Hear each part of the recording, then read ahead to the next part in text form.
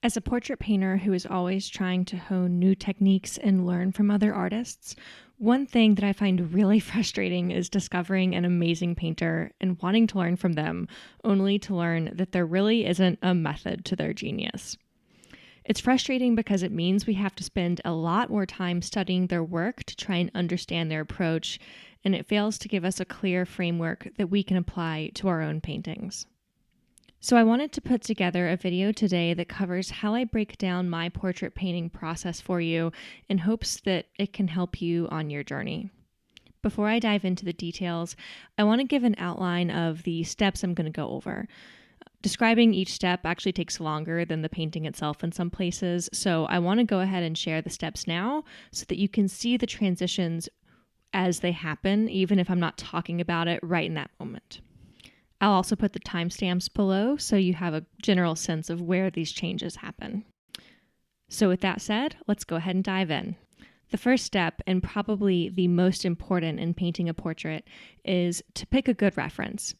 This is one of the biggest things I talk about with my students. I think a lot of the time people think that the magic of a composition or colors or light comes from the artist's sense of inspiration. But most of those times, those artists are simply really particular about how they compose and light their references. This means that they pick objects and colors that they already find interesting. They put the model in a flattering position and have them take the exact pose and expression they want to paint. And then they light them in a way that suits their style. As an extension of this, there is a definite method to how these artists choose to experiment. If something isn't working, they'll be very deliberate in terms of visualizing other options by moving things around in their still life or with their model or sketching out alternative thumbnails. This work is rarely done on the painting itself on the fly, as it increases the time it'll take to create the painting. It's much faster to try out new options on a small thumbnail rather than take the time to paint it big and put in a bunch of detail, only to realize that that change wasn't really going to work. So while taking time early on to plan a composition and get everything just the way you want it can feel painstaking, it's probably going to be a lot faster in the long run. Not to mention, you'll probably produce a painting you're just happier with. So once you have everything planned out, the next step is the next most important, which is to start with a line drawing you're happy with. For some painters, this means a lot of precision or detail, while with others it's fairly sketchy, and neither one of these are right or wrong. But your approach should reflect your comfort level. If you're an advanced painter, you're really comfortable painting, you're really familiar with the subject matter, and you aren't worried about maybe having to make corrections on the fly, it's probably okay to be looser and more suggestive with your initial drawing. But for beginners or anyone who is struggling with their painting really in any way, I'd suggest keeping that drawing as literal as you can and leave as little as possible to interpretation. In my drawings, I focus on borders of light and dark shapes rather than outlining the features, and I do this with a paintbrush. With a typical lighting setup, this means that when painting a portrait, I usually start by blocking in the eye sockets, the bottom of the nose, the shadows on and below the lips, and the shadow under the jaw.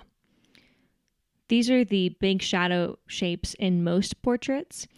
And focusing on these areas helps me to avoid putting lines in places where they shouldn't appear in the final painting or where they just aren't that flattering, such as the sides of the nose or places such as smile lines, which can very quickly age a subject well beyond their years. Before we move on, I know it took me a lot more time to talk about this step and the preceding step than it took me to actually do it, or at least do it on camera. So if you'd like to review this portion of the block-in, I get this part done really in just the first 20 seconds of this video. And what I'm focusing on here isn't so much the detail of the drawing at all, it's more about making sure that the large shapes, including the edges of his head, the indicators for his eyes, nose, and mouth, are all in the correct location. From there, I jump to step 3. The third step is to block in your shadow shapes with a flat earth tone. In this time lapse, I start this step at about the 23-second mark, and I'm focusing on my subject's whole eye socket. I've simplified the shape a great deal so that the details of his eyes aren't really relevant at this point, and I'm just making sure that the big shape itself is accurate. The top is the same shape as his eyebrow, and the bottom is coming to a point that coincides with the bottom of the lowest portion of his lower lid. At this point, I go ahead and mass in the hair as well, and the neck, because they both belong to the darks and are pretty big basic shapes. I take a lot of time here as I really want to make sure these landmark shapes are accurate, and from there I begin refining. Once I know the big shape of the eye socket is correct, I can begin breaking it into smaller shapes, bringing back some smaller light areas such as the brow bone and the whites of his eyes. This process brings me to about the minute 20 mark, where it's time for me to mass in the larger shadow of his face, which covers just about everything except for the right hand edge of his forehead, nose, and cheek. I keep lighter than his features so they don't get lost, and then I jump to step 4.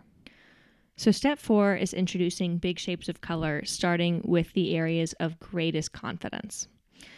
At a minute 40, I begin with the shadows, as they represent a lot of real estate on the canvas, and blocking them in is going to give us a lot more information than blocking in the lights. But I actually break my own rule here about starting in areas of highest confidence, because I choose this big shadow shape even though I'm really not confident at all that I've used the right color, and I kind of wind up wasting my own time a little bit. But in any event, I do go ahead and proceed to the next detail of this step, which is to mix a flat color that represents the average shadow color, paying close attention to the values so I'm not going too light or too dark. From there, I go ahead and block in the hair, as it's a pretty simple big shape, and I do the same with his shirt for the same reason. At this point, it should look as though you've posterized your reference. It'll look very flat, but because you have a good drawing, it should read convincingly. But if you're having trouble, just squint at your canvas. Now on to step 5, which is going to take us through to the end of the painting. Step 5 involves really just breaking down the big shapes of color into small shapes of color. And eventually those shapes will get so small and precise that I'll be done. As I go through, I'm continuing the practice of putting in areas of highest confidence first, and I want to talk a little bit more about what that means. For instance, the colors of the shadow on his face are a pretty low confidence area for me. The skin tone is really, really neutral, and I can see all sorts of different undertones like purples and greens that could look really wacky if I don't get it right. I know I'm going to need a lot of colors to mix to make this look right, and I'm just not exactly sure which colors in which ratio.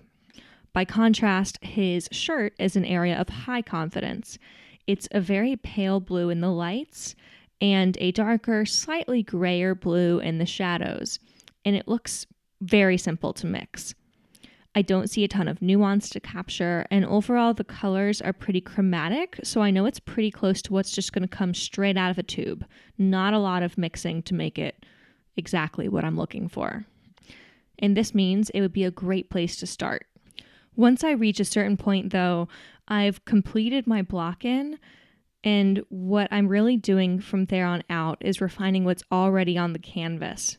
To do this, I'm kind of stopping the practice of high confidence to low confidence, and I'm switching into looking for places that are the most distracting. So let me explain. Do you remember those spot the difference puzzles that we used to have in kids' magazines? There'd be a set of like 2 almost identical pictures minus 3 or 4 details that were changed. Maybe someone's shirt didn't have stripes, or the color of a book on the table was red instead of orange. That's basically what I'm doing at this stage. I'm playing this game between my painting and my reference. So I'm relaxing my eyes and looking back and forth between the painting and the reference, looking for the first differences that jump out at me, which are usually the most glaring errors. And if you do it well, the first changes you're going to want to make are going to be the biggest issues you have to fix too. If you followed this method to this point, you should feel pretty confident about any corrections you're going to make too, because you have a whole lot of context around it that by definition you think are more accurate or less distracting. And after several hours of me playing this game, I've reached the end of my painting. I want to hear from you though. Are there any steps or methods that you find super helpful when painting portraits? Let me know in the comments because I want to hear from you. And in the meantime, go ahead and like this video, subscribe, and hit the notification bell so that other painters can find this video too. If you're interested in any of the supplies I used to make this painting, I've included links to them in the description. And if you'd like to commission a portrait like this one, I've included a link to more info there as well.